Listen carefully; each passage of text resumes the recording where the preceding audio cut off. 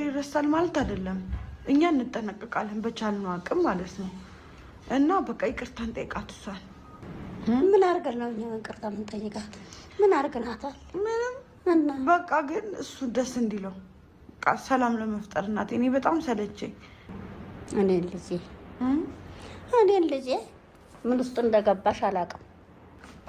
እኔ ምን ላደርጋት ወስዳታለሁ እንዴ? አቀልድ በእናትህ።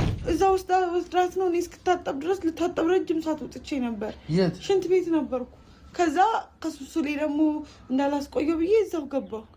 እኔ ምን አውቃለሁ ታዲያ? አላዛር አቀልድ። ወስዳታል ወይ? እኔ ቢሮ ነበርኩኝ እናቴ። እኔ ማቅልሽ ነገር የለም። አታቀልድ። አንቺ ራስ አትቀልጂ ማሚ።